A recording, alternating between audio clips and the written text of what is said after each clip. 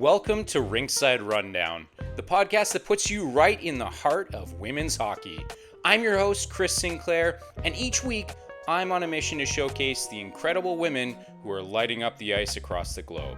Get ready as I chat with rising stars, seasoned pros, and all the game changers making waves in the world of women's hockey that you won't find anywhere else. So, let's dive into the exciting world of women's hockey and make sure to click that subscribe button so you never miss an exciting episode. Welcome back to Rinkside Rundown. I'm your host, Chris Sinclair, and today I'm thrilled and honored to be joined by the one, the only, Jessie Lichtenberg, a player agent and one of the absolute best in the business. Jessie, this is a long time coming. Welcome to the show. How you doing? Thank you so much. That was so sweet. Thank you. That was really nice. I'm excited about this. I love the passion that is radiating from you. I love seeing new people, good people jumping into this for the right reasons, doing it the right way. So I've loved watching your work. I've loved listening to the podcast, and I'm excited. Well, now thank you for having me. Absolutely. It's my pleasure. Like I said, this is a long time coming.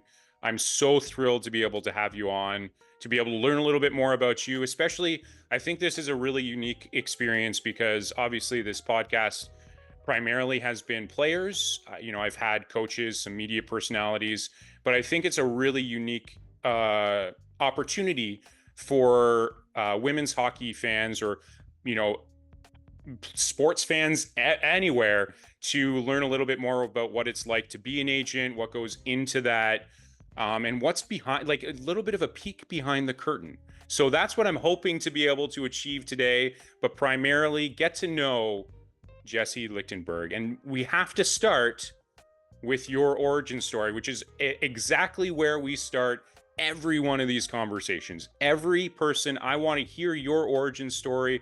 I want to know, you're a player agent, not just for women's hockey, but for, a number of different sports. And I want to know, what was it that motivated you to want to pursue a career and to become a player agent?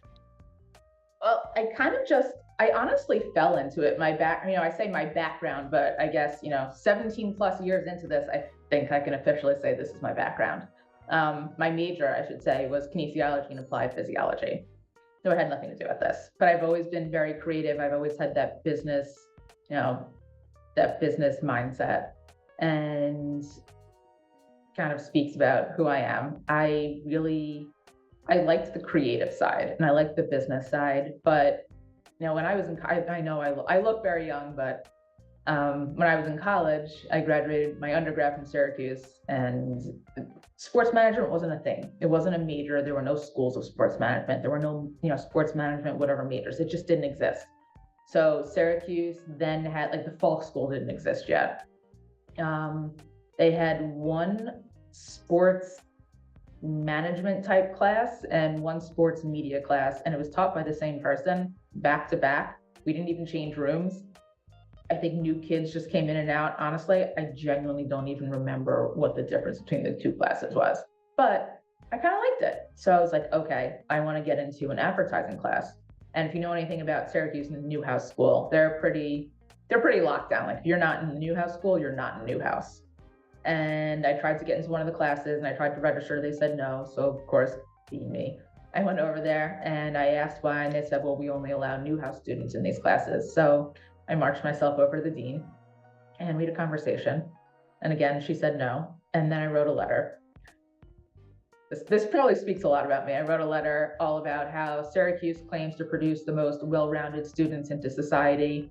And that's what they're preparing their graduates for, to be best prepared for the world. And how can we be the best prepared if we don't have, the ability to study different things and learn different things outside of our, streamlined major? And exactly what you would expect from me, and very truthfully, honestly.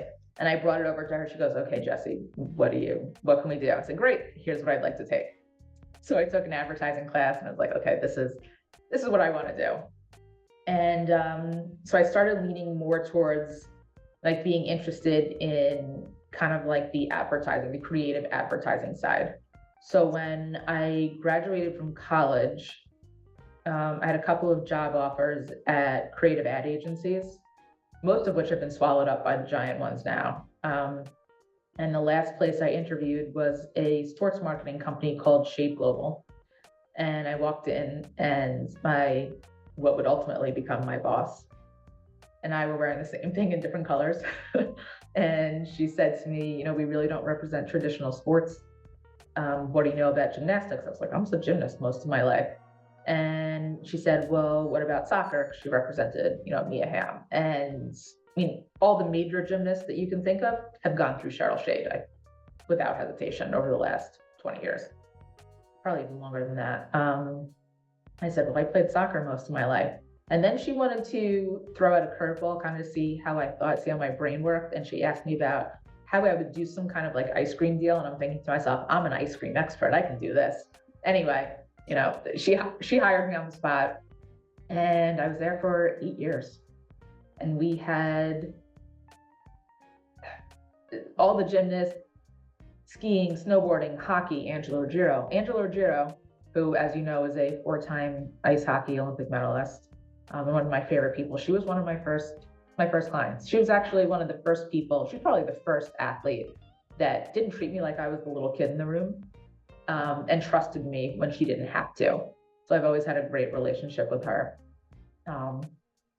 Diving, and then somehow I turned around one day and my old boss said to me, hey, there's this girl who just won world championships in luge. You should reach out to her. I'm thinking like, why? But this wasn't the day where, oh, this doesn't match my brand, or I don't feel like this. The only, like your boss said, jump, your only answer was how high. This was not now. This was a very long time ago. And I said, okay. And I remember kind of nervously writing this email that I sent to her website. And I happened to have I know exactly where I was when she responded.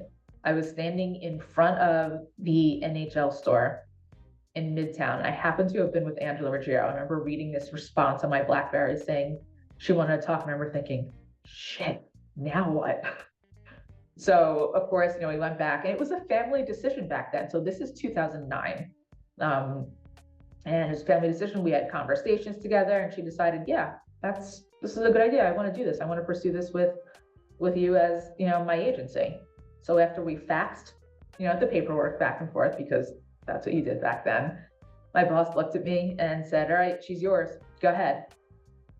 And I was going, oh my God. So Aaron and I were barely 22 and 23 years old at the time. And maybe there was a piece of me that thought I was being set up to fail. There is nothing I could possibly be more proud of.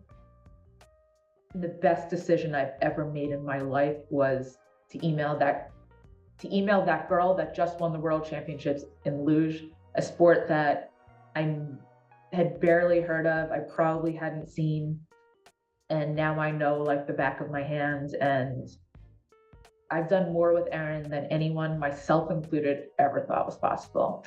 And all these years later, she's a 4-time Olympian. She's the first American, male or female, to ever win a medal in singles luge. Her last Olympics, which was Pyeongchang 2018, she was the Team USA flag bearer for opening ceremony. And she's from a town in central New York called Remsen, which is about an hour, maybe about 25 minutes outside of Utica, an hour from Syracuse, and is actually very close to where Sid Bard, who's one of my current clients, is from. And her family, the entire area, they basically, the men look like they came out of Duck Dynasty with the long beards, and they are the most wonderful, incredible, I am the luckiest person in the world. They became my family. I became like the Hamlin's 4th kid. And their town has a population smaller than my high school by a lot. And I am the happiest camper when I get to go up there. And you could truly do a cartwheel down Main Street and not see a person. And I love it so much. And there happens to be a very big Amish population there. So, like normal people see I'm gonna say normal people, like in normal, like regular areas that you and I are probably used to, we see maybe like deer crossing signs there. I swear they have deer crossing, they have Amish horse and buggy crossing signs, they have regular like horseback rider crossing signs. I'm absolutely at my happiest when I'm with them. They are the most incredible group of people. And when I say that that town and that area supported Erin from the spaghetti dinners when they first heard that this girl was going to be doing this sport that most people have never heard of. Forget the Olympics, it's like a whole nother realm. I'm talking about just World Cups in Lake Placid or even Park City. When I say they come up by the busloads, I mean busloads. And when I say with all the bells and whistles, I literally mean cowbells and whistles, shirts off, bodies painted, faces painted. It can be 40 degrees, it can be negative 27 degrees. Negative 27 is a little rough, but I would do it again in a heartbeat. And her mom makes something called luge hooch. And to this day, I still have no idea what's in it. And there's a big Nalgene bottle and it's passed around the stands, and they take over the entire Econo Lodge up in Lake Placid and tailgate like you're going to a Michigan-Ohio State football game. No joke. It is the best thing I am the luckiest to have been a part of that and for so long, and I would not trade a second of those negative 27-degree days standing out at a track before there was any kind of overhang, before there was a backstop that you could lean against. When those races, because most of them are in Europe, were at 4 o'clock in the morning, and there was no live stream then. You could only see these like split times pop up on whatever sketchy website that definitely gave my computer a virus every single weekend. 3 o'clock in the morning, my boyfriend would be like, "Can you?" I'm like, "No, I need to see." And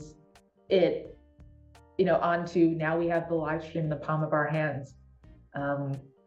So from those beginning days, we didn't sleep at all. There was, singles, and then there was team event, and then I had bobsled on the other side. So I would go weekends where I would take naps from 8 to 10 a.m. Then I'd get up, do the day. We'd probably go out to the bar, and I'd come home from the bar in time to watch their races. They were at 3, 4 o'clock in the morning, which I certainly don't do now, but that was my life. And I would not trade any of that for anything. And so, I don't know, a little bit, a couple of years later, Erin said, "Hey, my buddy Steve, he's an amazing bobsledder. He's thinking about signing with another agency. He's not so comfortable. Would you mind just talking to him a little bit?" And I said, "Sure." And by the end of that conversation, somehow he wanted me to represent him. And I said, "Okay."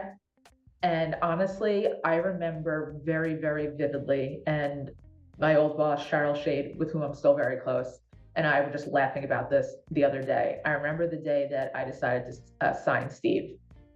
And I was sitting in my office, and as I was leaving my office, I got into the elevator, and she was staying there a little bit later.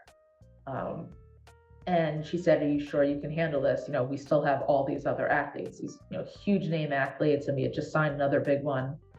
And then the door shut. And I thought about it all night, and I had to think about it.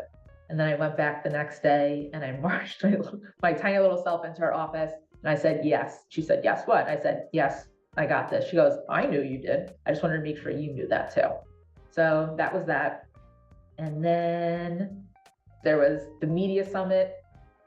That's the picture I just showed you. And Steve was talking about his best friend, John Daly, who was a skeleton athlete. And he was this skinny redheaded kid from Long Island. And I'm the skinny redheaded kid from Long Island. It's like, these are my people. How could I not? And he said, he's looking for an agent. You should talk to John. You should talk to John. Talk to John.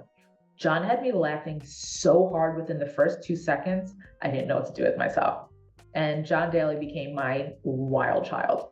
Stuff that I would never repeat and I will take to my grave, because it's just he is the most ridiculous human on the face of the planet. And I mean that in the best possible way. And now he's married and he's a baby girl. And we're like, this is like getting back at you. You have a baby girl now. This is perfect. And she's a beautiful, beautiful little girl, truly. And he's an amazing dad. And seeing that side of him is phenomenal. But I'll save some of his best one-liners and best stories for offline. But he is the one who, put it this way, I have a couple of gray hairs named after John Daly, for sure. And he is very proud of those, but just the best of the best. And then Jamie Grubel, who is a bobsledder. She also won an Olympic medal. She won the bronze medal in Sochi.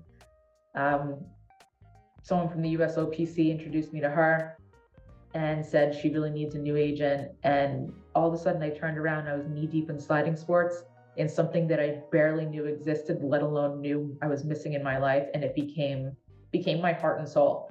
And it was like, I wouldn't trade 1 second of any of it for anything.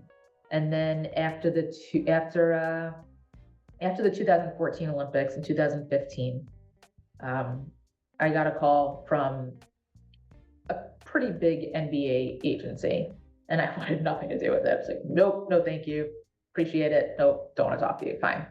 And they called a couple of times, and I really was not saying this is a good thing. I had zero interest. And then I was up in Lake Placid at either a luge or a bobsled race, and I happened to have been sick. And I answered the phone, and they said, Jesse, I'm trying to get a hold of you. And I went, and I just knew who it was. Like, great. So I talked to them for a couple of minutes, and they said, just have a Skype, because we Skyped. I don't even know if Zoom existed yet, so we Skyped. Just come have a Skype meeting with the president and the VP of the company. So I said, okay. So I did a Skype meeting with them the following week, and they said, okay, just fly out, to California, just fly out to Palo Alto and meet with our president and CEO, just them. I said, all right, fine. And I went out there. We had like a 3-hour lunch. They dangled a very big carrot in front of me and made me a really big offer that was very difficult to refuse. And I went back to my hotel. I cried because I was so scared. And I went home. I thought about it for a couple of days, and I called them back and I said, okay, here are the conditions. And, all right, what? I said, number one, I can't move to LA. My life is here. My family's in New York. I can't uproot my whole world. And I said, but Jesse, you understand that this is a big position. You have an office of people that you oversee, and you be running our entire West Coast division. I said, I appreciate that and thank you, but I can't uproot my world. And my job there I was the senior director of marketing, and I was responsible for everything that generated revenue off the court for some of the biggest name players you can come up with: Klay Thompson, Andrew Wiggins, Zach LaVine, Steve Nash, Aaron Gordon. And we eventually worked out that I would go back and forth between New York and LA. So I was out there probably every other month for 2 to 3 weeks at a time. And they said, what's number 2? And I said, you have to inherit my athletes because they're my family. I'm not going anywhere without them. And he said, what do you mean? I said, you have to inherit luge, bobsled, and skeleton because I'm not going anywhere without them. And he got quiet. I was thinking, okay, that's the end of this conversation. He goes, first of all, what the hell is skeleton? Like, okay, that's a really fair question. Honestly, that's a fair question. So we talked about it for a little bit. And he said, is this the only way we're getting you? I said, yeah. He said, all right, if it's important to you, it's important to us. So I was the senior director of marketing. He had the biggest, some of the biggest NBA players on the planet, and luge, bobsled, and skeleton. So I was still their agent in full capacity for everything on the Olympic side. And I handled everything, off court on the NBA side. And I loved it. It was a big job. I learned a lot, made the company a lot of money. But I didn't always feel great about it, some of it. They're good people. They're definitely good people. And I absolutely loved some of those clients. Absolutely. Matthew Dellavedova, he's a multi-time Olympian. He's an NBA champion, played on the Cavs with LeBron James. He'll sit down at the diner next to you, can have a whole conversation about everything in life. The only way you would know that he's an NBA player, let alone a champion, is if you knew that about him, you knew who he was, and you asked him specifically. He just would never even say it. A lot of them were wonderful. Their families were wonderful. But I waited until after the 2018 Olympics because I knew my crew, and I call them my OGs, were getting ready to retire. It was the right time. We were all in their 30s. And it was after their second, third, and fourth Olympics, and they had medals and awards and, records up the wazoo. And it was time. And much to my mother's dismay, I was not married with kids living in the suburbs yet. So I said, okay, if not now, then when? So I said, all right, let's let's do this. So I decided to leave that company, all on good terms. I have nothing but good feelings. Um, and I went out on my own, and I decided to take that leap. And of course, it's scary. Absolutely, I was leaving a very big job, leaving a very big salary behind. But I felt like I needed to do it for myself because I loved working hard. I love working hard every single day. And in this field, that's not an option. This is not a hobby. This is not a part-time or second job. This is not a fan fest. This is a full-time 24/7. You're responsible for other people's lives and futures. Full stop. And I decided to do it. And I knew my crew was going to retire.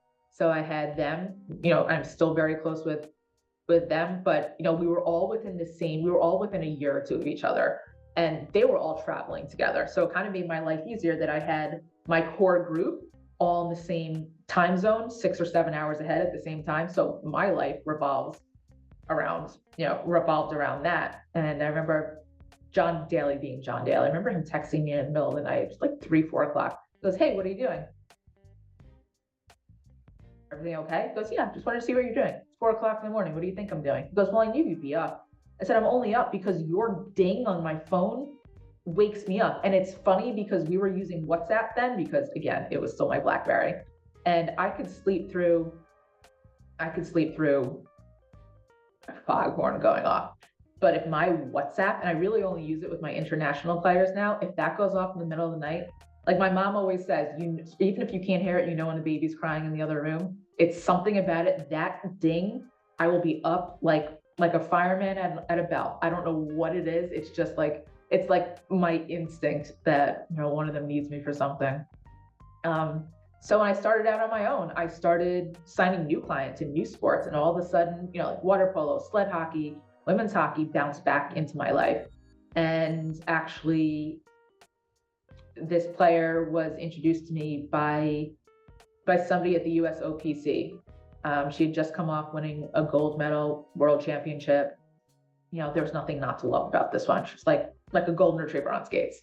And we talked, and honestly, I wasn't so into it yet because I've lived the uphill battle that is women's hockey. I was literally sitting on the floor with Reagan Carey, and a whole other team of people trying to figure out, how do we plan a post-Olympic women's ice hockey tour around the Vancouver Games?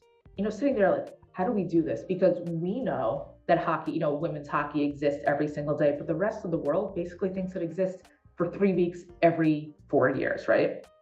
So my background goes from that to where we are now.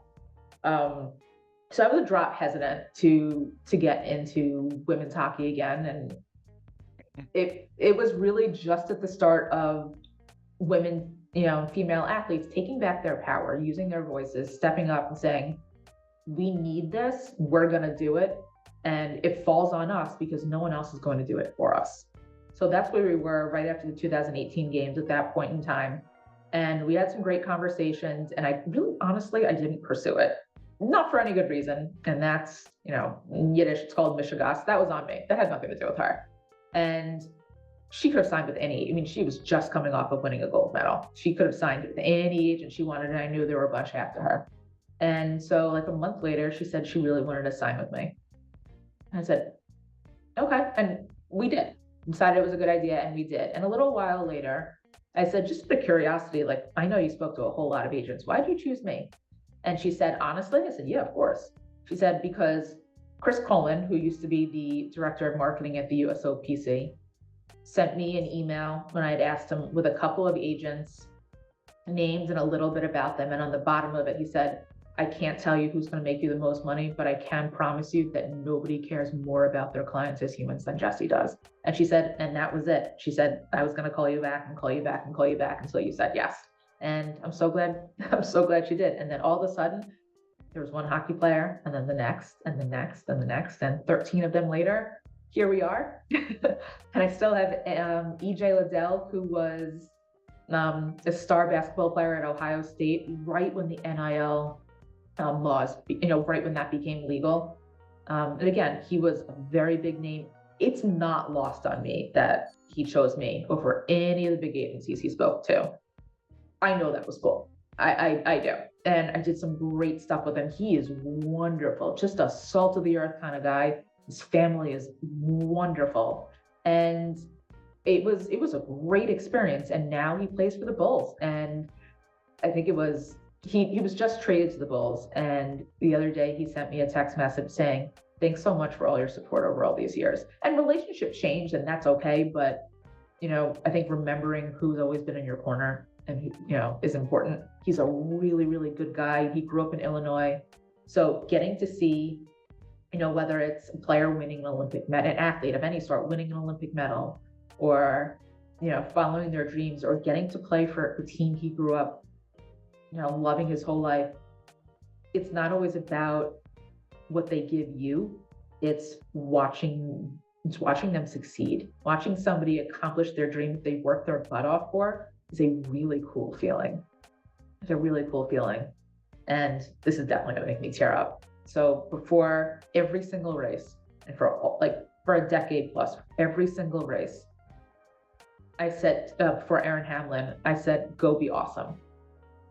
And when she won the bronze medal in 2014, I remember when I got to speak to her, and it was like God knows what hour, nobody had slept. I remember pacing around, watching on 5 different screens. And I remember the first thing I said to her was, now that was awesome. And we both just remember that moment amidst the gigantic whirlwind that, ensued then, for sure. And I said to her, did you have your holy shit moment? I just did that yet? She goes, no, I can't even believe it. And I remember getting her home from Sochi a little bit early so we could do all the fun stuff, all the media, basically anything that ends in show. In New York and LA, we did. And she did a Citibank deal, which is probably, if I had to, of all of the deals I've done, I think that's the one I'm the most proud of. Certainly not, it wasn't the highest paying, it was well paying, but not the highest paying as you can imagine, but I'm really, really proud of that one. Just everything about it, every top to bottom. And, it was not where everything was in the palm of your hand then. So I remember telling her about the deal, proving the creatives and getting to see it all. And this was in every window, every Citibank window, everywhere across the country. Like, this was cool. And I was a lot younger then. Like, this was cool.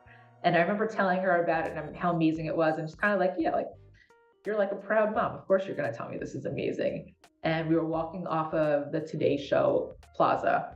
And there used to be a Citibank right there. I think it's Starbucks now. Used to be a Citibank right there. And I showed her and she goes, oh, that's cool. And we were getting into the car. She goes, wait.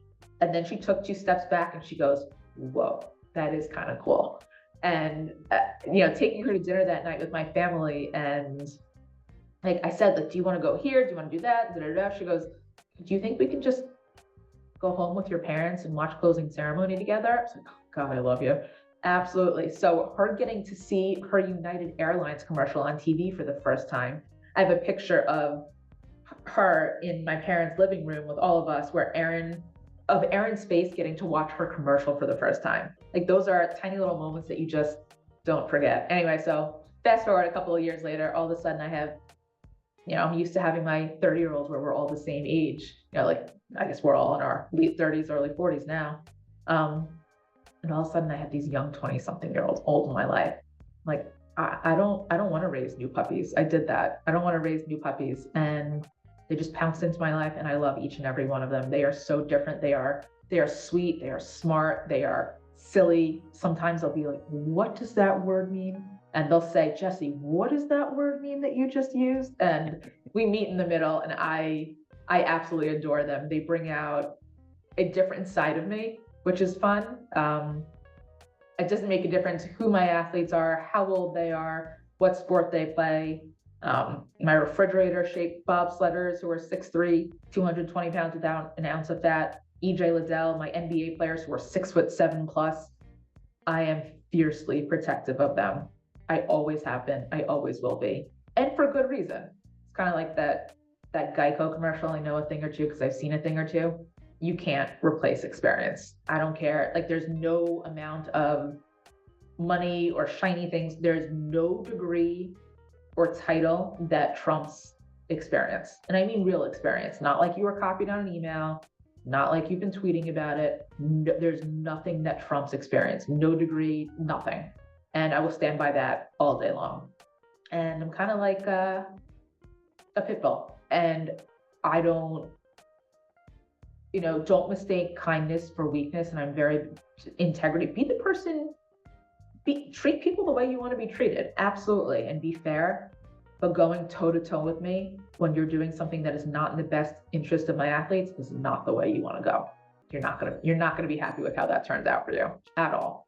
But now I have so many women's hockey players, and I'm about to sign another player in another sport who just won a medal at the Paris Olympics. And it's actually a sport that I haven't worked in yet, even after 17 and a half years. So I'm excited about that. But everyone is different. Everyone needs different levels of hand-holding, of attention.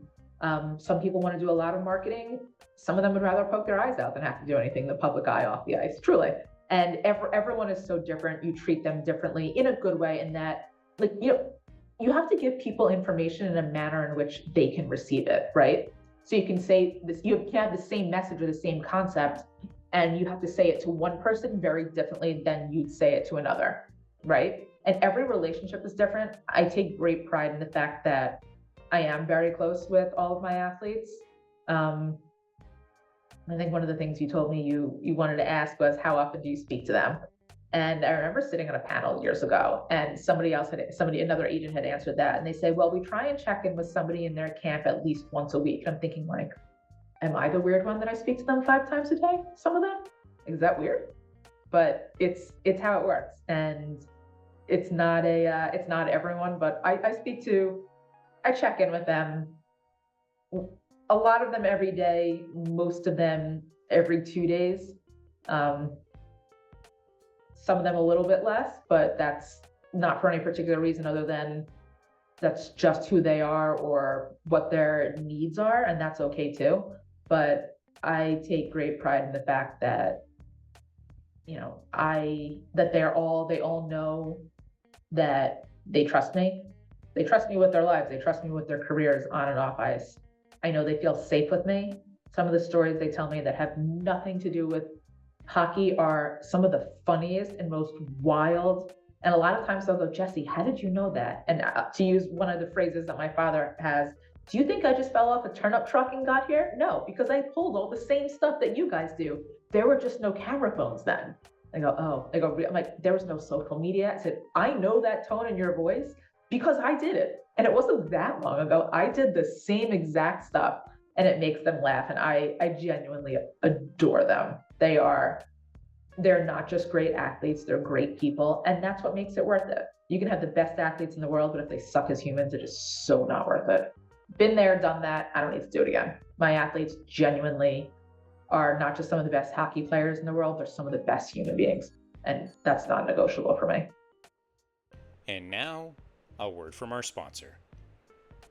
This episode is sponsored by sports nutritionist Melissa Buffunos of MB Performance Nutrition.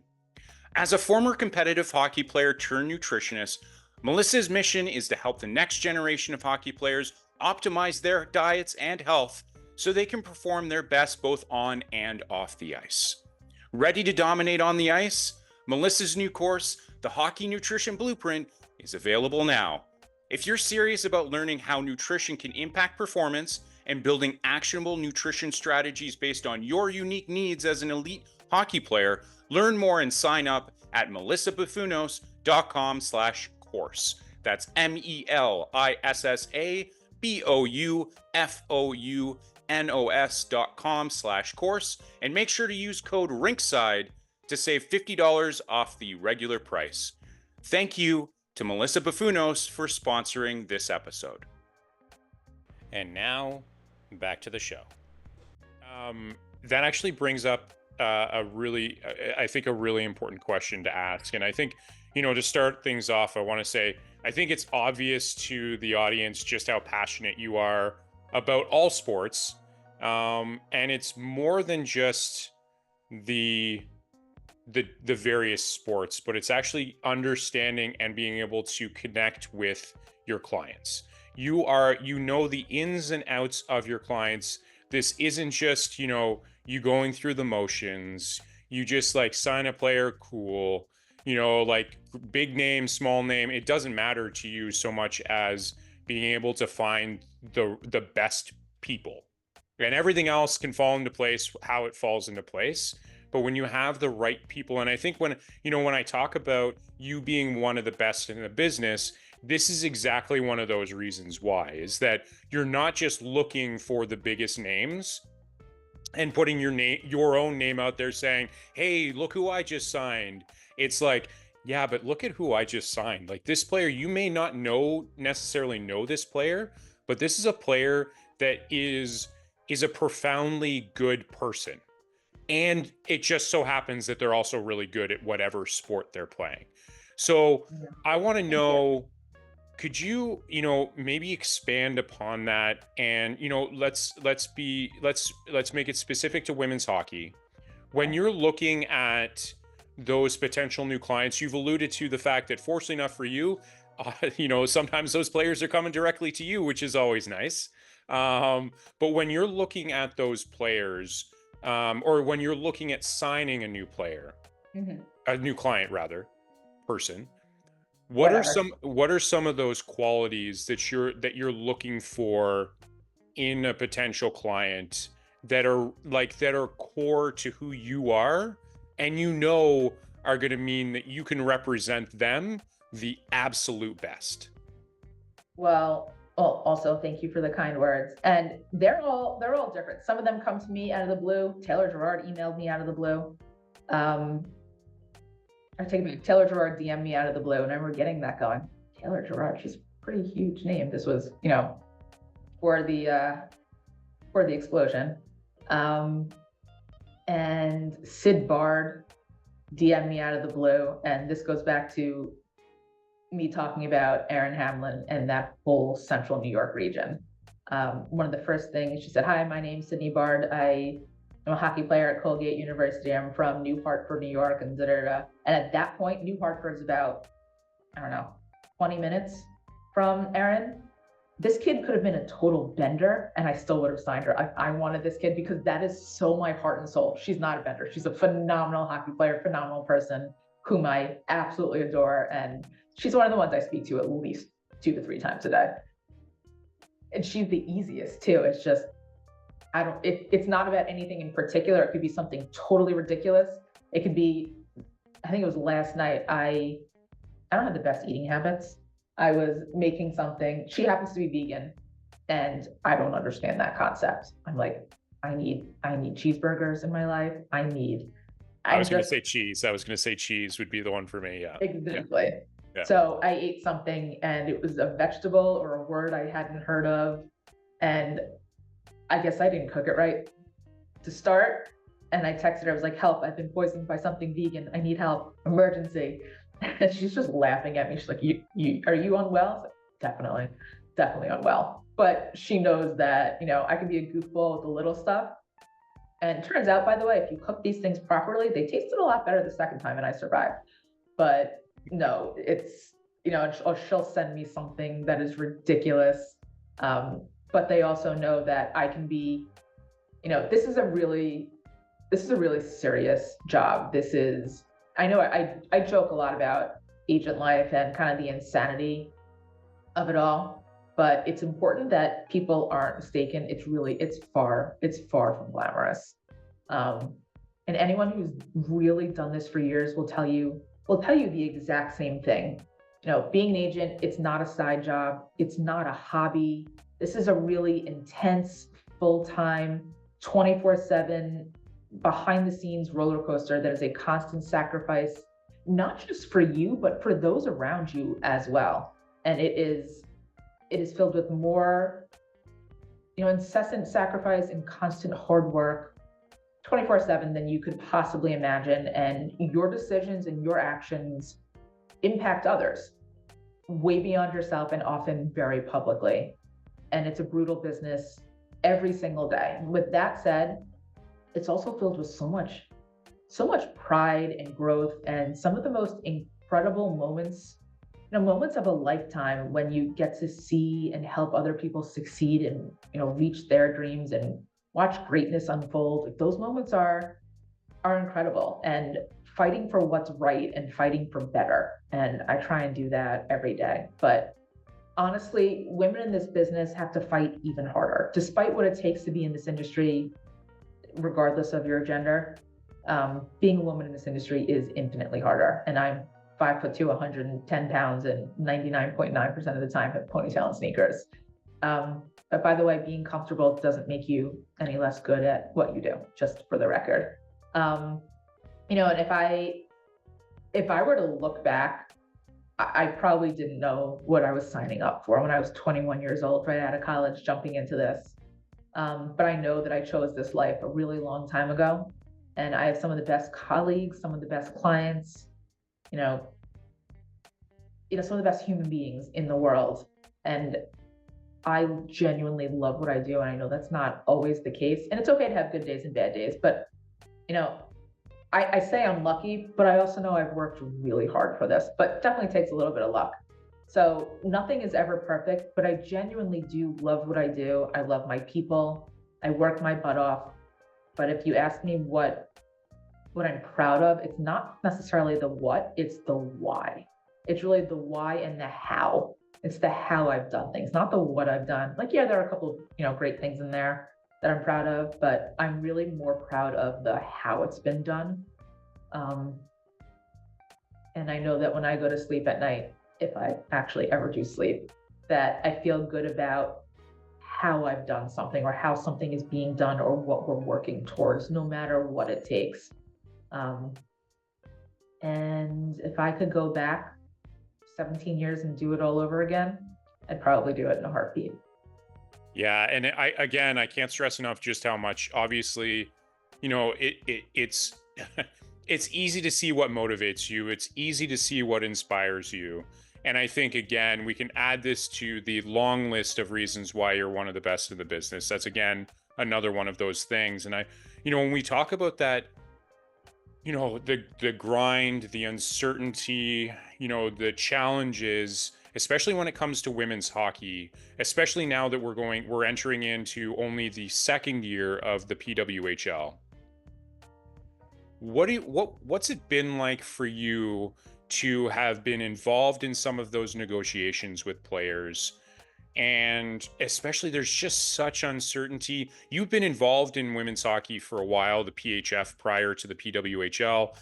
What's it been like, to navigate that, the uncertainty of the PHF, how things ended there, now into the PWHL, and being able to make sure that these players, I know that there's such a long runway for them to get to where they so deserve to be. But what's it like to at least be at this point and to be negotiating those contracts, to be involved in that experience? What's that been like for you? Somewhere between a roller coaster, a tornado,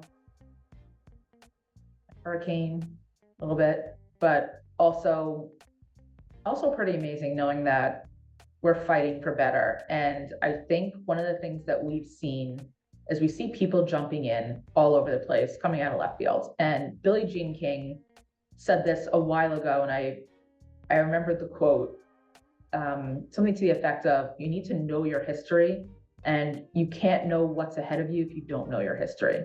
So that's great that people are jumping in. Hopefully they're doing it for the right reasons and doing it the right way. You love seeing that.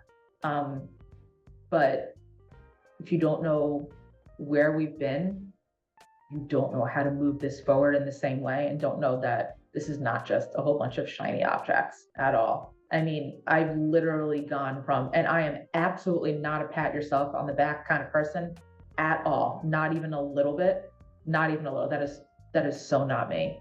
I think nobody knows all the answers. Anybody who tells you they know all the answers to something is full of it. no question.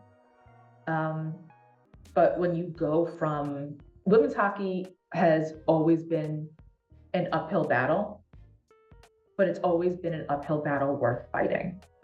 And I'm not going to say who it was, but it was one of the first PWHL games I went to this past year. And somebody very, very high level, like he and I had a conversation, and I looked him in the eye and I said, "You can't let this fail." I said, "I'm not doing this a third time." I said, "I looked Angela Ruggiero and that generation in the face. I looked my kids last year in the face. I said, I'm not looking another set of kids in the face, telling them, or, that everything that they've been promised, everything that they had worked so hard for was pulled out from underneath them again. I'm not doing it again." He goes, "Don't worry about it." I mean, saying that to me, being as fiercely protective as I am, plus as a Jewish woman, I excel at worrying. It's what I do best. Of course, I was cautiously optimistic, absolutely. But in all honesty, I can say that it turned out better than I thought, and I'm really happy about that. I'm really, really happy with. I don't think anything's ever going to be perfect, and it's going to take a while.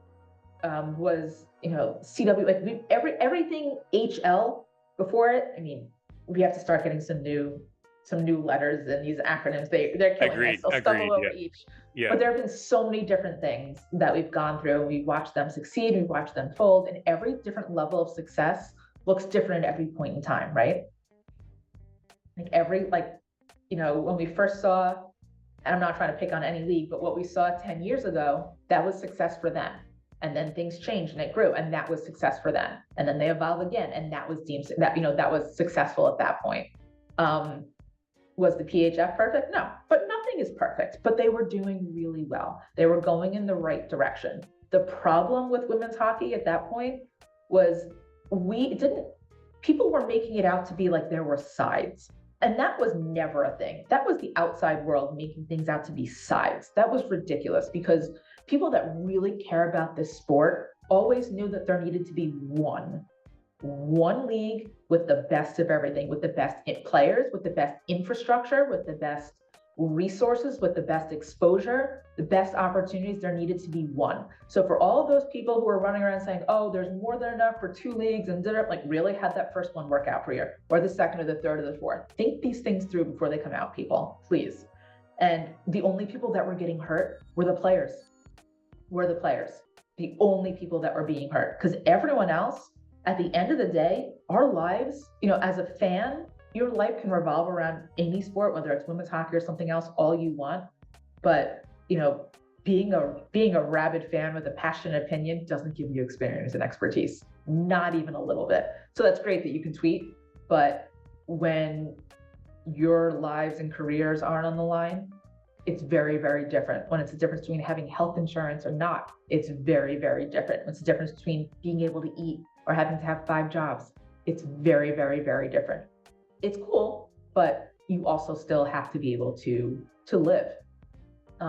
So when the leagues, we'll call it merged, when the leagues merged, all of a sudden now we have everything in one place. This is everything that all those years ago, when we were sitting down, and this was Jana Hefford's generation, this was the Ruggiero generation, this was the Julie Chu, this was the, Darwitz.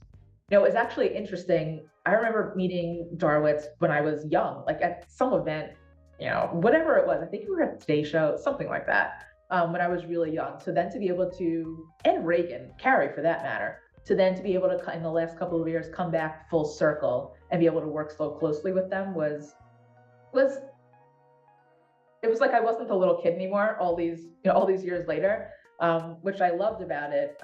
But with this new league, with the PWHL, they're getting a lot of the pieces right that just weren't possible before, because it's kind of like when you have you want to go get ice cream and you have 2 kids fighting in the backseat, and the parent turns around and says, "Okay, well, when you guys stop fighting, we can go." Okay, well, when you guys can work together, let's do this. We'll be there. And you know what? They are. And people are showing up. The investments, the sponsors, the leadership, the fans. I mean, you probably couldn't, all the fans that have been at, some of these marquee games, you probably could have added up all the fans that came to a season worth of games in leagues prior, and you couldn't get that many altogether. And it's just a combination of so many different things. And like I've always said, whether it was luge or women's hockey, people can't fall in love with something that they don't know exists. You can't fall in love with something that you don't know exists, that you don't know how to be a part of, that you don't know how to connect with, you don't know how to get to know the people involved. You can't fall in love with something that you don't know exists. And all of a sudden, where people finally said, yes, exposure is key, we need this, let's do this, all of a sudden, everybody is falling in love with it, right? All they needed to do was see it. All they needed to do was feel it, or get excited about it, or get to know players, or get to watch it. When you have to fight to watch something, you can't fall in love with it. It has something, so I've always said this, it has to be easy, accessible, and enjoyable. Those are three key things to make anything successful. Easy, accessible, and enjoyable.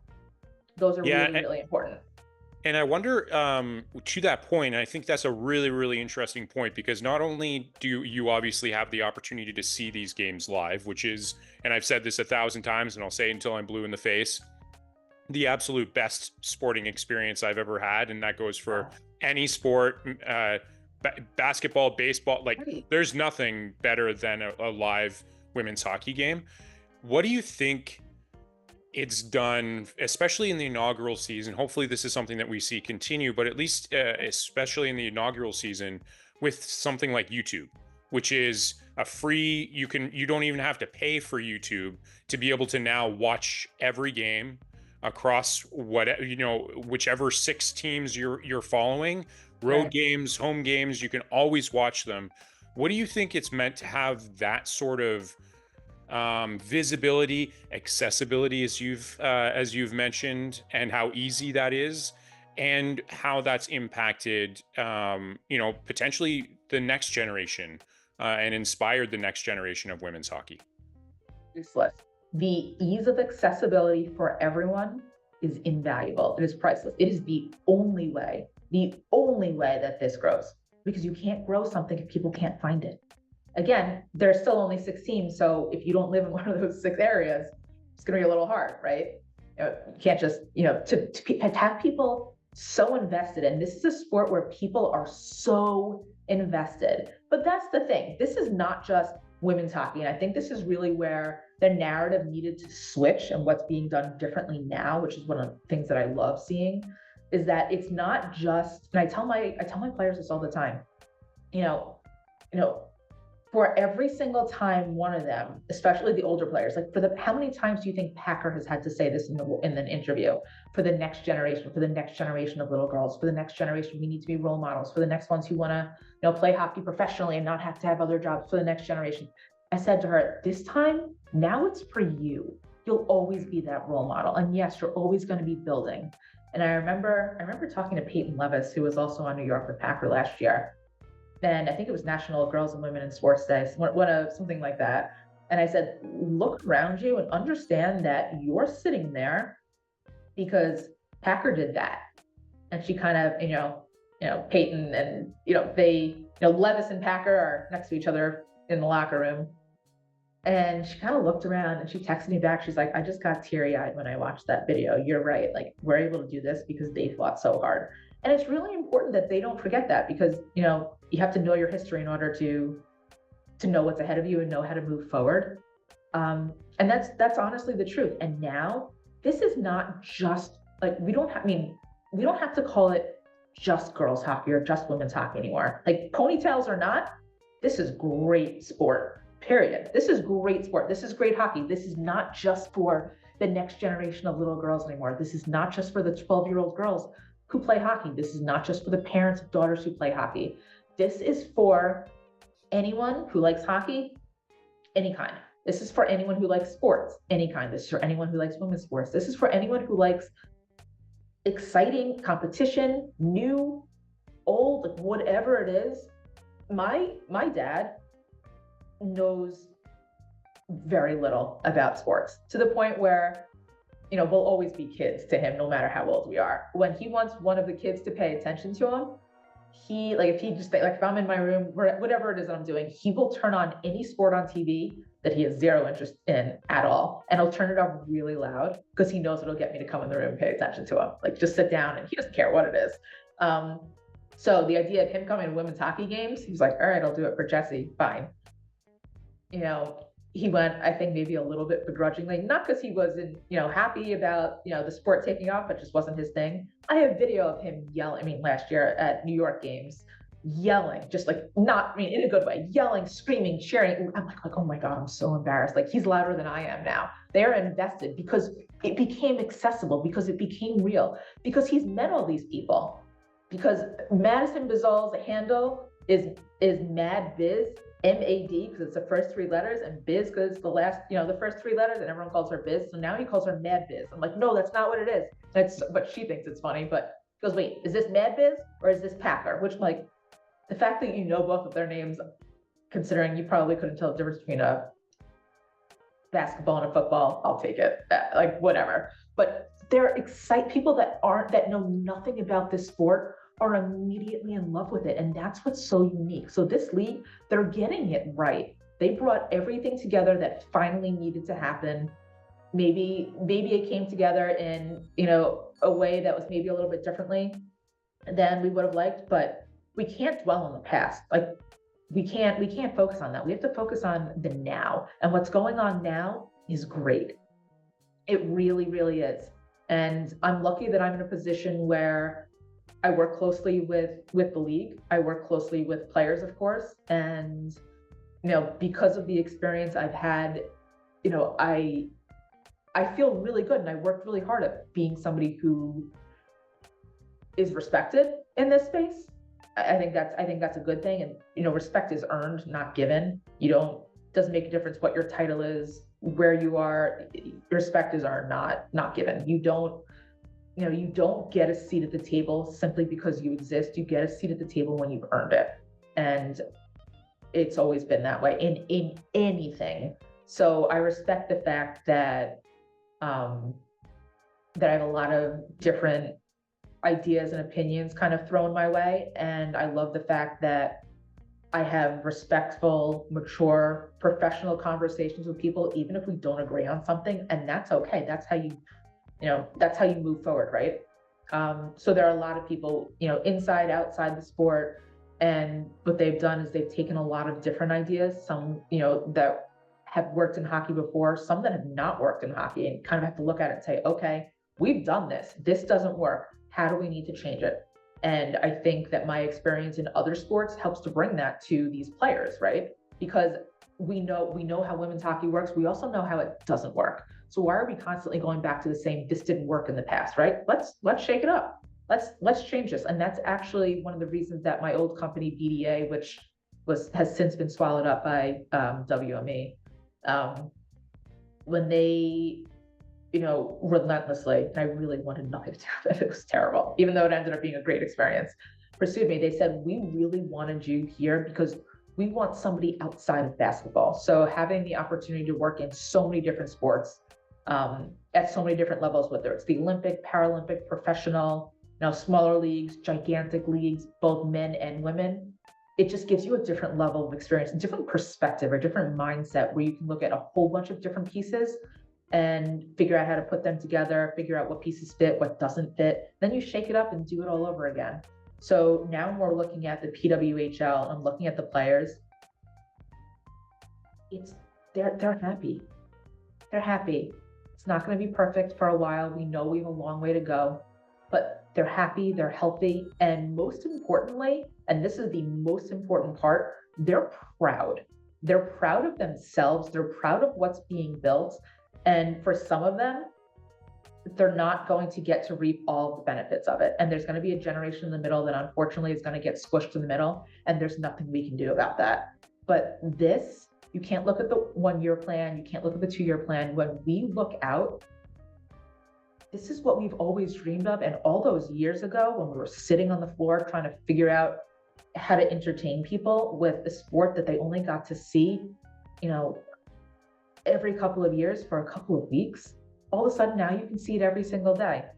And when I say we go back that far, I remember around the Vancouver games, which was 2010, Julie Chu, NBC local Channel 4 here, wanted to ask some questions about Julie Chu, who I didn't represent, so I'm not really sure why they were asking me specifically, but they came to a watch party that I was having at a bar in Midtown.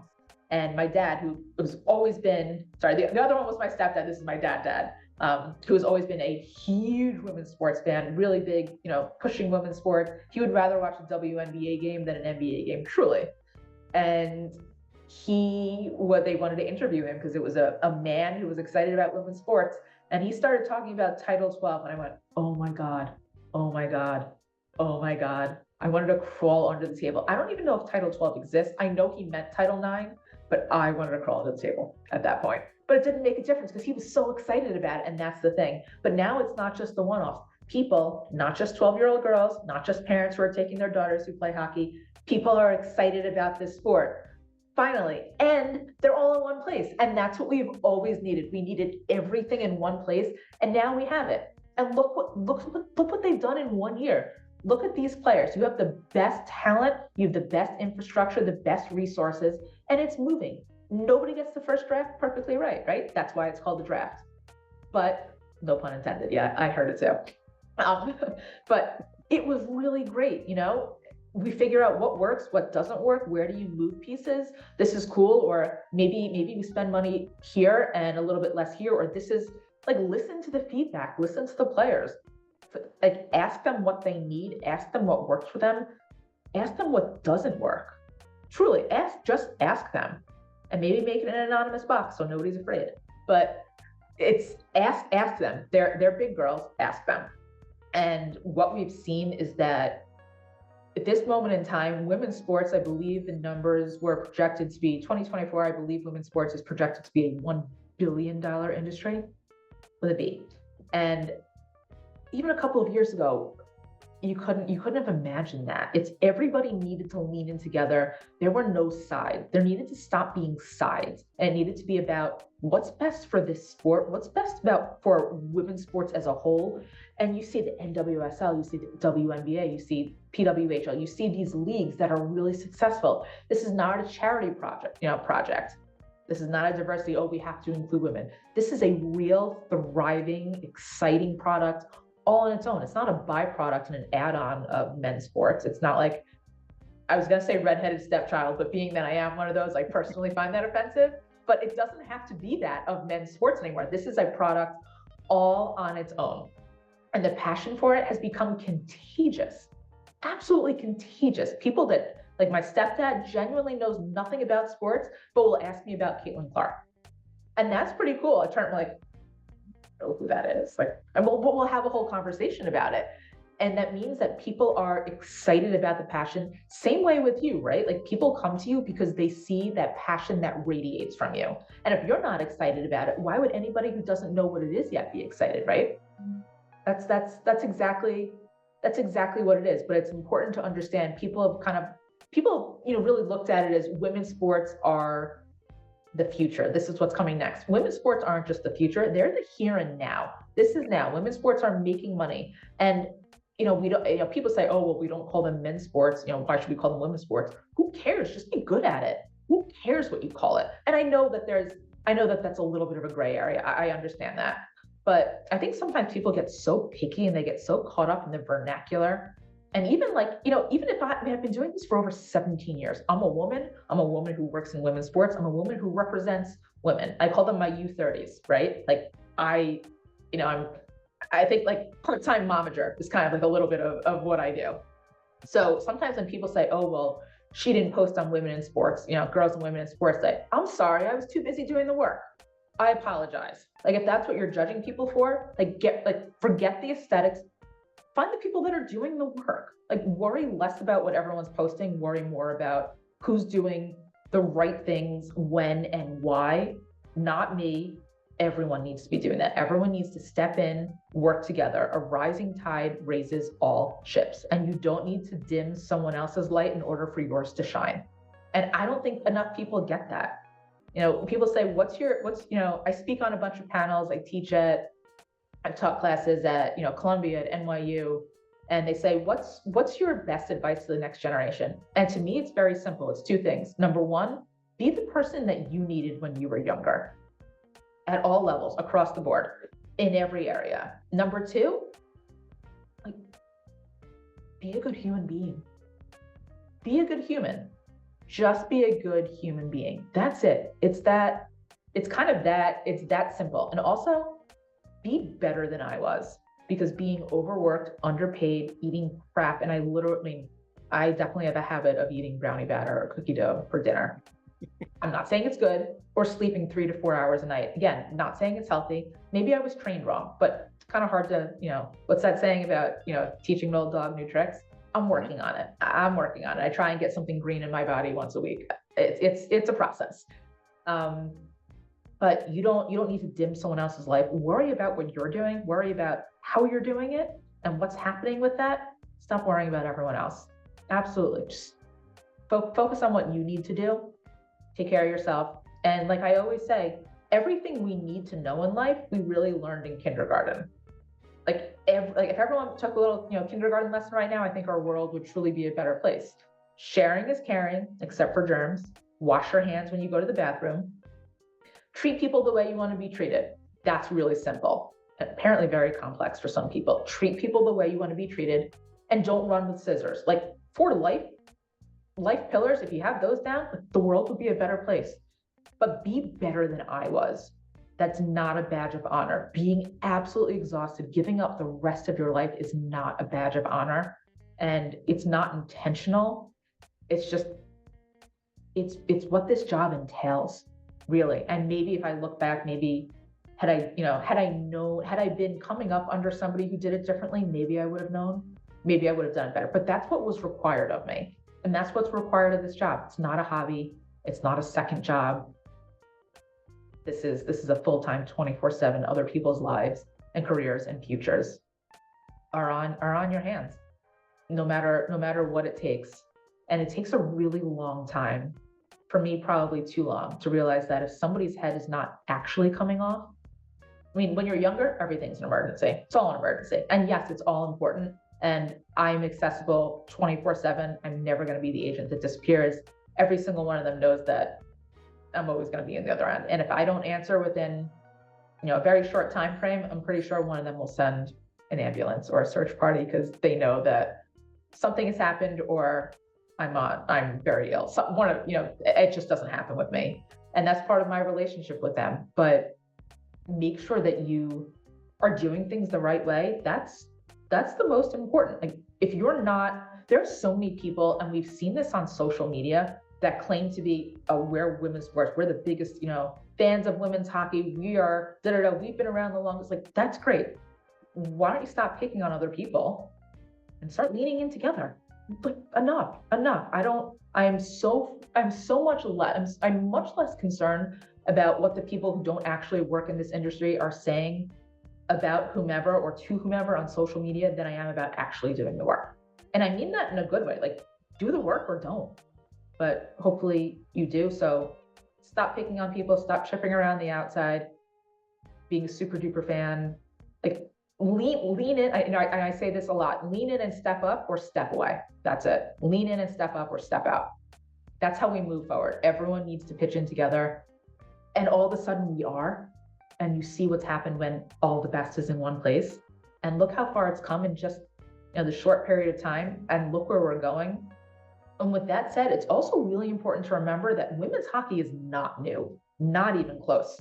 Women's hockey has a really long history of existing in so many different forms, in so many different ways, in so many different leagues. And there's a major legacy, and we can't overlook that. But when people say, oh, PWHL formed, like, what's that saying? Something about they're building the airplane as they're flying it. No, make no mistake, this has been in the works for a decade. Absolutely. Because it doesn't all happen at once. This is not something that you just throw together on a whim. This has been in the works for a really long time. And that's what it takes to be successful. That's what it takes to build something right. And that's where they are. I mean, look at what's happened in the past year, and what couldn't happen for all those years prior, because everything wasn't in one spot. And now all of a sudden it is. And look what happened. Look how excited people are. And when I say we're at the beginning, we're not at the beginning of women's hockey, we're at the beginning of a new chapter. And that's so exciting for everyone, right? all of a sudden people can fall in love with something because they can see it and feel it and be a part of it, and they're accessible, and the athletes are just these regular people. They're some of the most accomplished athletes, male or female, regardless of the sport on the planet. And they're also some of the most normal human beings. And I'm very lucky to say that, my athletes, many of them, I've said this to them, they are the most ordinary people who are absolutely extraordinary. It's, I mean, first of all, just as a quick aside, I definitely feel lucky to have been able to have those conversations as a fan of women's hockey since 2002. I can tell you, to be able to have the opportunity to connect with some of these players that I've been watching since I was young, or, players that I've been able to see at the rink, right? Like, I think, and the other thing too, especially with this league, one of the things that is also incredible is the fact that it's just such an inclusive space at the rink. It's, and I think the other thing for me as well is that a lot of broadcast crews are more often than not entirely made out of women. And I think that's something that's really important for representation. But I do appreciate your point about this isn't just about young girls being able to see that this is something that they can do in their future. This is also inspiring for young boys out there as well. And, young boys, young girls are screaming just as loud at every one of those games. They've made up creative signs. Oh my God. It's such an incredible experience. So, yes. I want to go back on what you said about most of the broadcast crew being women. Yeah, you're right. I think that's really important. And the referees being women, I think that's awesome. And it's important to show that women can do anything and everything and be really good at it. Yeah. So when Jessica Campbell became the coach, and when all of that came out last week, everyone was excited. And I think I commented on one of the women's sports Instagram accounts, wait till people see that not only can women do these jobs, that they can actually be good at them too. And it was late. I was exhausted. I'm sorry. I have a new phone and I missed a word in there. It was a typo and people were coming for me. I'm like, hello, excuse me. Let's take a deep breath here. It's really it was a good thing. But there are so many people that are so upset about it. You have a problem with women doing these jobs. You have a problem with women being good at them, yet you care enough to comment on their social media feeds. So what are we missing here? And by the way, they're usually the ones who don't have pictures or real names on their accounts. So you care enough to make a comment, but you hate it that much. It's a little confusing for me. But yeah, it's important that women are in these roles. And by that same token, and I don't care if you are black, white, purple, or green. I don't care who you love, who you pray to. As long as you're happy and healthy and you're not hurting yourself or anyone else, I got you. Go for it. I'm with you to the end of the earth, for sure. But if you ask any player, they do not care at all, not even a little bit, what bathroom the refs use, or what bathroom the broadcasters use, or the coaches, or anything like that. They just want the best human beings, period. They just want the best humans. And like anything else, I don't care if it's a man or woman doing something. If you're good at it, you're good at it, right? I mean, and I know, unfortunately, I hate to even say that you and I and most of the people we know and associate with are progressive, because that should just be normal. And that is normal to you and I, because that seems very normal to you and I. And for some people, unfortunately, it's not. But the truth of the matter is, at this level, they need the best people, best humans, regardless of how they identify. And while, so I do think it's really important that there are women in these roles, because they're just as good, if not better, oftentimes better, quite frankly. I agree. But regardless of somebody's gender or identity, we need the best people in all these roles. So if you're a tree and you do a better job than a cow, then that should be you. Then go for it. I'm in. Let me know who that tree is. I want to represent him. Yeah, I agree. And the fact that I've had the opportunity to speak with some of those incredible individuals, play by play, all those sorts of things. They're doing such a good job. And in the past, and it's, by the way, broadcast, especially in a sport like hockey, is really hard. It's really hard. If you don't know hockey really well, it's hard to keep track of the puck and just watch a game, right? And I know these players really well. I know who holds, and I mean this in a very non-creepy way, But if you ask me who a player is from a picture, I can probably tell you because I know what to look for. I know what equipment they use. I know what color, highlights are on their skates or their stick, or how they hold themselves, or do they wear a braid or a ponytail, or what tattoos do they have that are visible? Like that's just part of what I do. But yeah, like some of these people are incredible. So when you're broadcasting hockey, it is a really, really hard, really fast-paced sport. So you have to be really good at it. And I think this is honestly the first time I remember watching women's hockey thinking, this is great. This is just a great product. And not because I have a connection to it, not because I care about these people, as humans and the sport, probably more than the average bear, because my world is invested in it. Personally and professionally, of course, but because it's actually really good. It's a really good product. It's a great product, and you don't have to be a hockey expert or a women's hockey expert to enjoy it. It's just good. It's a really great consumable product. And I'm, for whatever role or tiny little piece or crumb that I have had in that over all these years, I think I'm proud of that. I'm proud of however it was, whatever late night phone call or whatever pain in the butt nudge I was to get someone to do something. I'm okay with that. I always ask the what are you doing in the off season question, but there really isn't an off season, whether you're a player, whether you're an agent. But I think things shift obviously between the off season and the season. So for you as an agent, what does your off season look like? I don't know. I haven't had one in a really long time. Okay, so I'm let's not. expand on that. So No. so what is it that you're negotiating contracts? Is it that you're like what does an off season kind of look like for you? I think that's something that a lot, like I know for me, I'm like, what does an agent do in the off season? Are they just constantly negotiating contracts, or what does it look like? Stuff. I don't even know how to explain it. It's the stuff. It's the negotiating contracts. It's the maintaining, building, procuring relationships, deciding business plans. What do I want to do for myself? Sometimes that means making really hard decisions, really tough decisions, and sometimes the right thing and the easy thing aren't always the same. Um, plans for clients. What's going on? How are we? Is this the right situation, or could this situation potentially be changing? And how are we preparing for that? It's putting together a million different pieces of different things. It's a lot of pitching and preparing. It's a lot of preparing because even with sponsors and things like that, or organizations that you want to potentially work with for clients, it's when's the season start and when are they in season. But at the same time, you also want to capitalize on doing all the things while they have time, or while they have a little space that they can't do during the season. So like if we can do some of their appearances in the off season, that's better. I want to make sure that they're getting the right training. I want to make sure that they're getting all the rehab.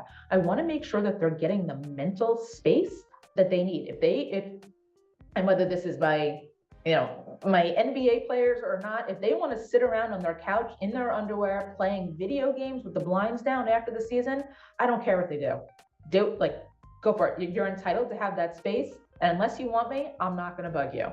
But I mean, I pretty much speak to them almost every day anyway, but they need space. They need to be human.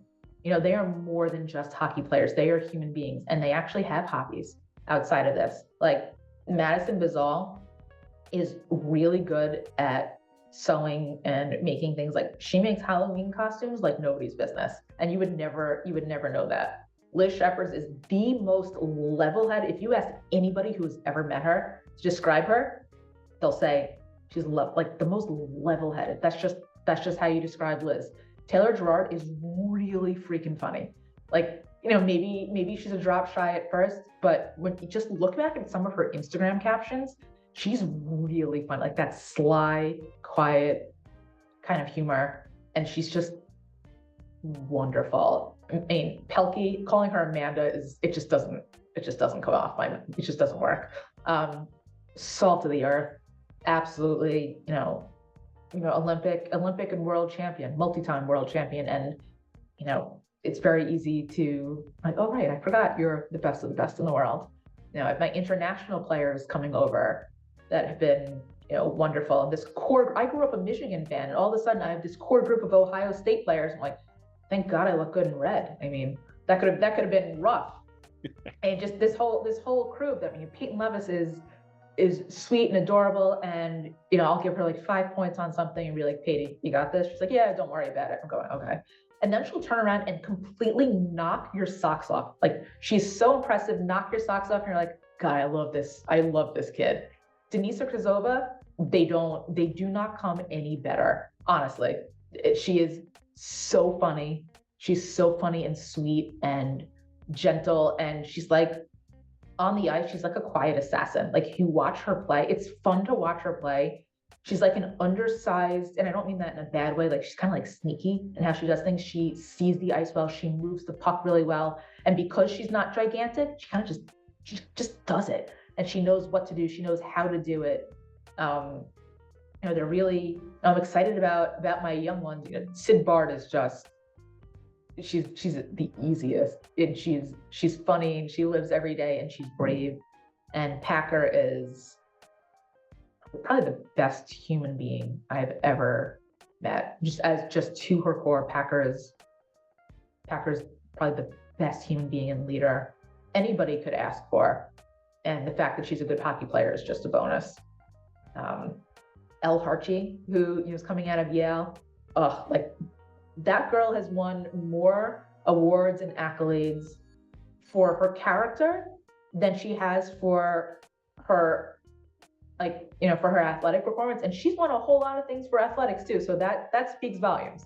Honestly, she's just amazing. And they're all falling into their places. And, Susanna Tapani, holy crap, she's so good.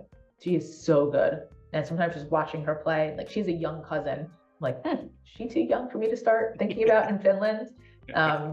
Maya Nyland Pearson, she's just absolutely adorable, and she's so excited. She's like, yeah, Jesse, I know you got this. Don't worry. I'm like, you sure? She's like, I know you'll take care of it. No big deal. I'm like, okay. And she said, well, I hope it's okay. I gave my mom your number. I said, I hope your mom calls me to say hi, let alone. She goes, well, she feels a lot better knowing that you live in New York. I was like, I love that. And, I speak to to a lot of their parents, and it's just different. Sid Morin, she does not strike you as the kind of person that's funny. Not only is she extreme, they're all bright, but not only is she extremely bright, she has this sly sense of humor that I can't even begin to explain, but she doesn't use 5 words when you only need to use 2. And I don't think people get to see that other side of her that I get to see.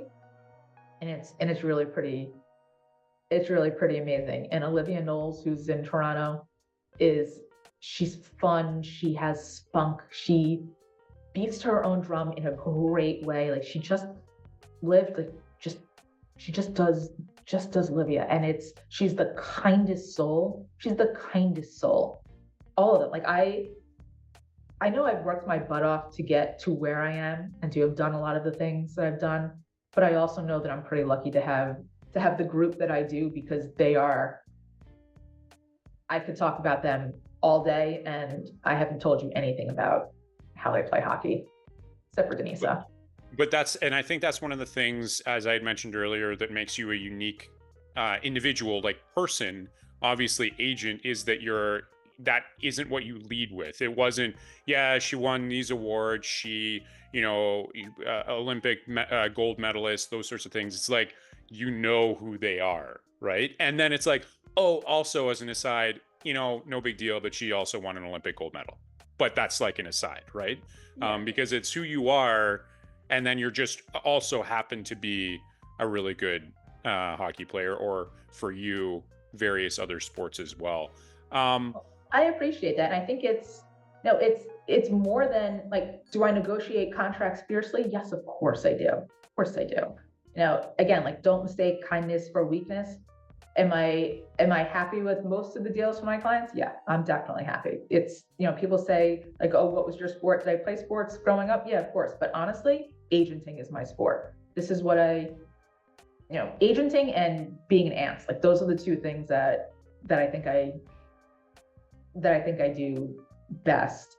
negotiating is a sport, but you have to, you see all these, the public persona of agents is that, oh, they are just these fierce, win at all costs, squeeze everyone, make everyone, like beat everyone down. And that's not it. It's everyone has to walk away from the table feeling good about it. You have to feel, one side has to feel good about the money that they're spending. The other side has to feel good about what it is they're doing for that amount of money. And they have to both believe in the why, right?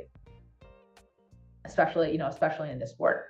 But that goes for whether it's, negotiating a league contract or, or an endorsement or appearance or anything like that. It's a relationship. So while I am fierce on one side, you don't have to be a jerk to do it. Like, you use what you use, but do it the right way. And nobody wants, and again, this goes back to kindergarten. Nobody wants to play with the kid who isn't nice, right? Like, you can be really good at what you do, and you can also be kind, genuinely kind, and build relationships. And it turns out that, and this is just life lesson 101, people want to work with you when they don't feel bad about working with you. I mean, it's like anyone else. Like, nobody wants to play with the kid who's not nice, right? Yeah, and let's keep and yeah. So that's good life advice. Yeah, absolutely. It's kind of that. And also, like, negativity is contagious. Everyone's got their own stuff going on.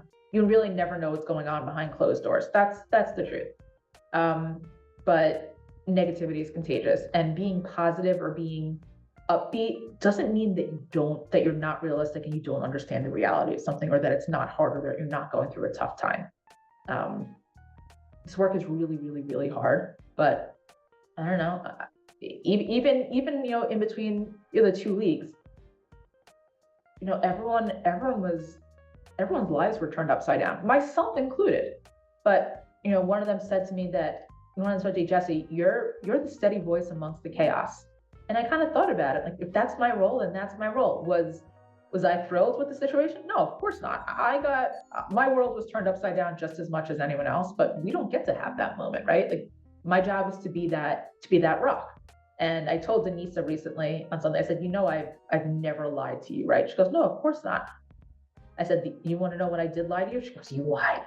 And I said, yeah, one time. She goes, when? I said, remember that first day after that phone call, PHF and PWHL, and I told you everything's going to be okay, I promise? She goes, yeah. I said, that was a lie. I said, that day, I didn't know it was all going to be okay. I said, after that, I did. I said, it took me a minute, but the next day it was. But when I first told you that was an absolute lie. And it's okay, because she saw that I'm human.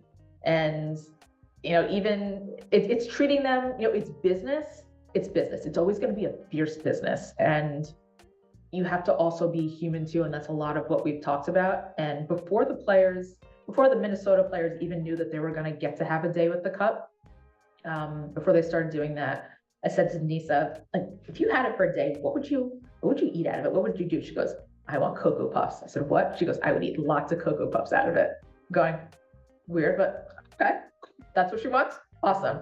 So me being me, of course, I ordered her a family-sized box of Cocoa Puffs, and I had a custom, like, trophy cup made that is engraved on the bottom. It says Denisa Krzyzova, 2020, PWHL Minnesota, 2024 PWHL Champions Official Cereal Cup. And she has that, now in her room. But with that said, when she did get the cup last week, she actually did put an entire box of Cocoa Puffs in it. And Let's go. That's just her. So yeah, they know I am fiercely protective. And when it comes to business stuff, I'm as buttoned up. I do not cut corners. And that's one of the things I'm proud of. I do not cut corners. I do not leave loopholes. I don't do something that's good for one of my clients if it hurts somebody else. You don't need to do that. I'm not that person at all. That is never going to be me. But really, I'm just a goofball. What kind of clients are you looking for? What traits, what kind of people, what kind of individuals? Who are some of those people that you're looking for? So to me, I've always said that it's not about having a certain number of clients, it's about having the right clients. And if it doesn't matter what the sport is or what genre, you need to, like, I see people all the time taking on more than they can possibly handle, more than they can possibly pay attention to. And at what point are you doing what's right for them, or are you so busy trying to build something else? Like, your job is to do what's in the best interest of the client, always. Um, so for me, I'm very specific, and I'm very, very, I'm lucky that at this point I don't have to take everyone that comes my way. I have some wonderful, wonderful, wonderful people, and that's okay. It's kind of like dating, like not everyone works, and that's okay. For me, you have to be a good human. That's non-negotiable. Honesty, integrity, loyalty, that matters. And just like they expect, me to act a certain way, I expect the same of them. Very much so. This is a two-way street. It can't be a highway and a bike path. It has to work both ways. Integrity is of the utmost importance to me, personally and professionally. That's non-negotiable. Obviously, their potential as an athlete and as a person, both on and off the ice, pool, field, whatever it may be. Do they want to grow? Do they have room to grow? Are they going to be successful? Are they going to sit there like a bump on a log? Like, you have to be driven. You have to have that fire in your belly, and it can't be the fire. I always ask this, especially with young clients. I want to make sure it's the fire in their belly, not their parents, which is an interesting point. Desire to learn and grow, and teamwork and commitment. Like, we're in this together. Just like they don't win every game. You practice and train and compete your hardest. You don't win every game. And as an agent, we don't win every opportunity, but it doesn't mean it takes any less time, effort, energy, resources, or work to do it, right? So it's a two-way street. You have to want to win together, and it's a help me, help you kind of situation. Like, the more you help me, the more I can help you, and vice versa. So you have to want to work hard at both different sides, no matter what that is. I will go to the end of the earth for my clients, truly, and everyone agents differently, and that's me. But you have to be willing to do the work yourself. Like, sometimes I can do magic, and I have a little bit of magic in my bag, but if you are, people talk a lot about, you see all these people, you see a lot of them on social media talking about all the stats and your worth and your value. What's your worth? Let us tell you your worth. Stats don't tell the whole picture. As a matter of fact, they tell a small picture. And I think that's really important for people to recognize. And you've seen this, and it doesn't matter what athlete, or it happened to have been an NBA player, and it's a pretty big name, so I won't use it. Really, really, really, really, really talented athlete. Really incredible basketball IQ. Just the kind of player you would assume that anyone would on their team. Like he had a rear view mirror, just knew where everyone was on the court, didn't need to think about it, didn't need to turn around, but always had much shorter term and much lower dollar amount contracts than you would expect. And in reality, yes, those are still very big numbers. In retrospect, for real people, those are still, of course, very big numbers. But he's a pain in the butt.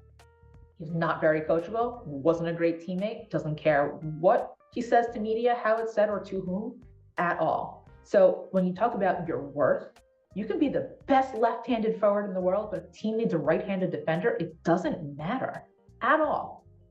And you can be really, really, really, really, really talented, but at some point, there's a lot more to it. And at some point, a GM, a coach, an owner, whatever it is going to turn around and say, okay, is this worth it to us? Can we get someone else that is going to be a better all around? Like, it's not just on the ice. Do you want somebody who is an incredible leader, has so much wisdom and experience to share, who maybe is on the tail end of their career, can still do what they need to do, but maybe it's towards the tail end? Do you want somebody who's making sure that the 22, 23, 24-year-olds are tucked in bed when they're supposed to be in bed and focusing and eating the right things?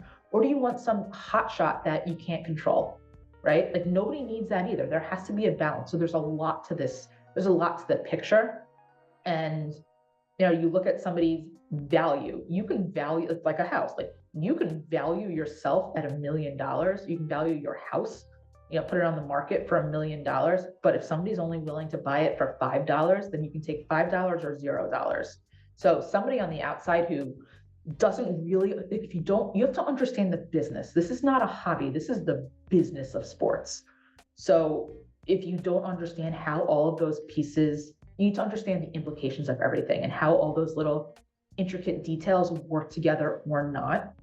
And if you don't understand when you're saying this is what your value is, this is what you should be asking for, then you don't understand the reality and the whole picture of what this is. Because you could be really great on the ice and ask for $1 million, but if you're a pain in the butt, make no mistake, everyone is replaceable. Everyone is replaceable. So unless you are LeBron James, probably not replaceable. Maybe not him, but there are a very small handful of people that are not replaceable. So you need to be better than just worrying about stats on a piece of paper or on a chart. I think that's really important. And that's the same with me. You could be really, really, really talented, but if you're not the kind of quality human that I expect, then I don't want that. I have fired 3 clients in my career, and I don't regret a single one of them at all, for various reasons, all of which had to do along those lines. That's a non-negotiable for me. So be a good human, be talented, want to work hard. And my promise to my clients, and this is what I always say to them, I always say this when, I'm interviewing a client as much as they're interviewing me as, as a potential client, as a potential agent. My promise to them is I will always work as hard at my craft as you do at yours. I think that's fair, right?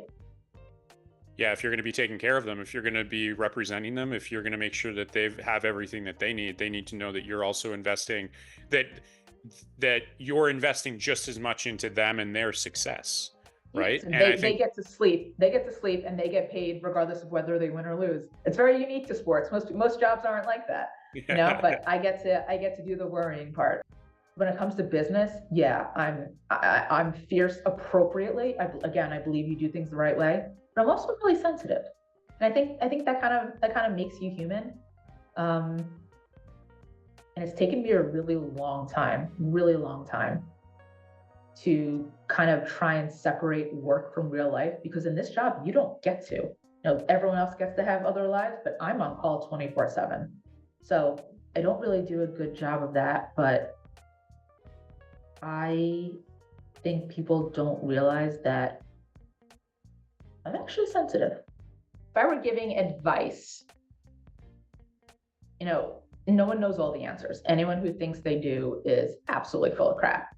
And I've said this before, this is not a side job. This is not a hobby. This is not something you get into lightly. This is a full-time.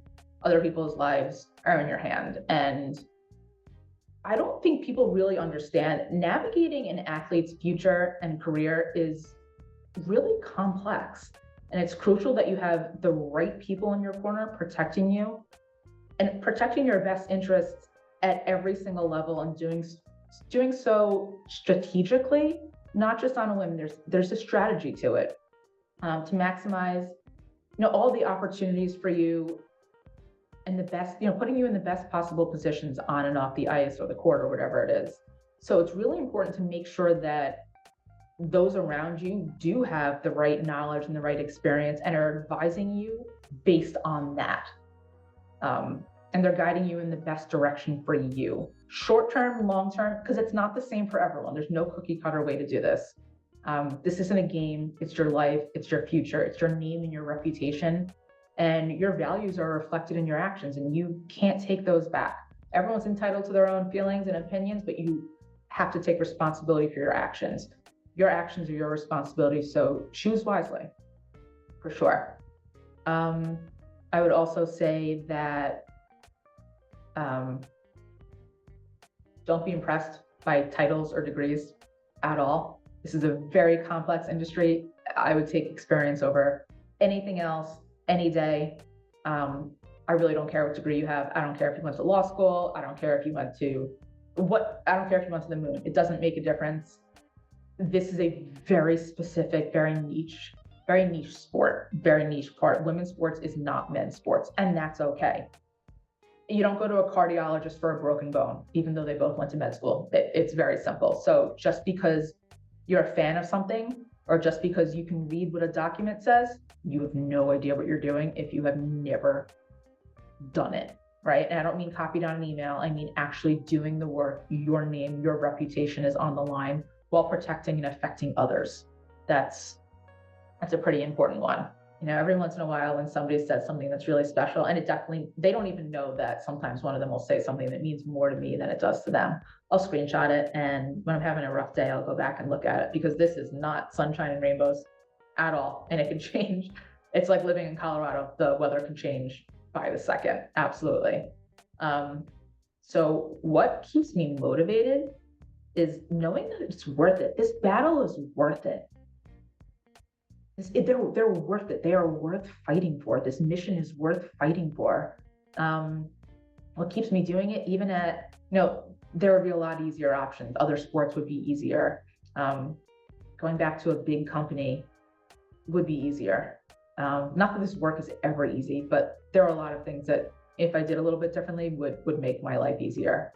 And I think what keeps me motivated is my people and the why, and making sure that we're getting there. And it's 2 steps forward, 1 step back, and it's been that way for a really long time. And that's not going to go away anytime soon. But look where we've come from and look what we're doing. It's not like I'm jumping in saying, hey, we're at this high point, it's only going to keep getting higher. It'll go backwards and forwards, but we're making more forward progress.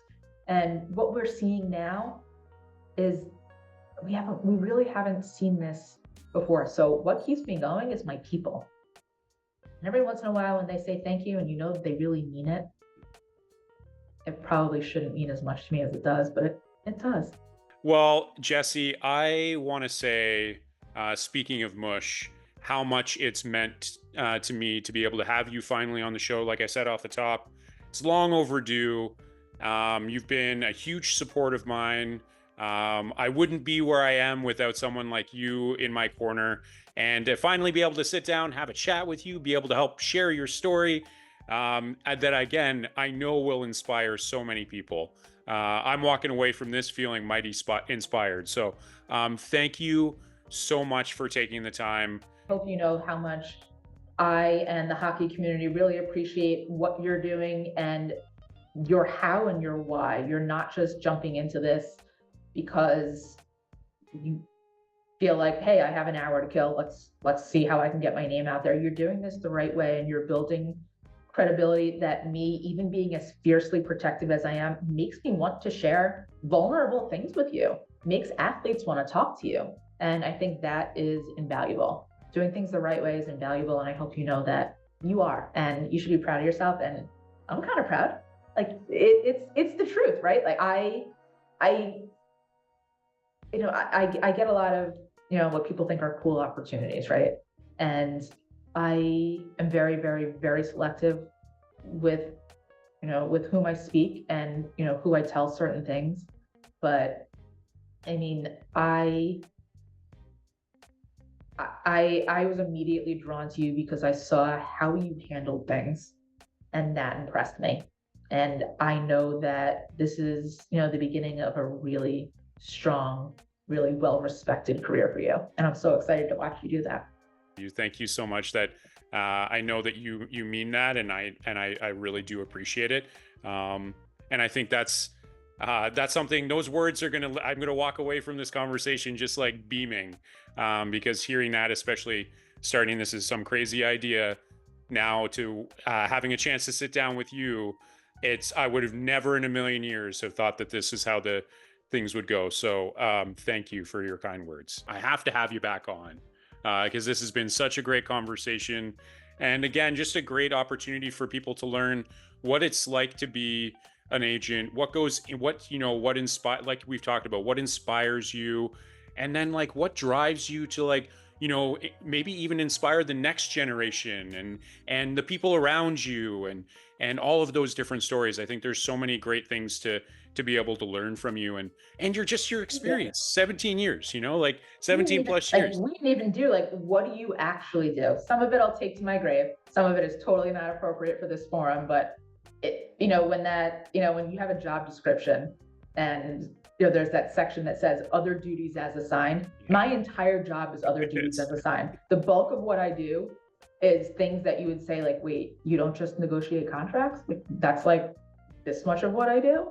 And all the others, like there's a billion things on a daily basis that you never know, but yeah, negotiating contracts is certainly a big piece of it, but there are a lot bigger pieces. So we'll get into that another day. And I want to ask you Exactly. lots of questions too. I've taken up enough of your time. So what I'll say is I will say goodbye. Thank you so much again for this conversation. This has My been, pleasure. Thank you so much for having me. I appreciate it. And I can't wait to see how everything turns out. thank you. Yes. And for Jesse Lichtenberg, I'm Chris Sinclair, and this has been Rinkside Rundown.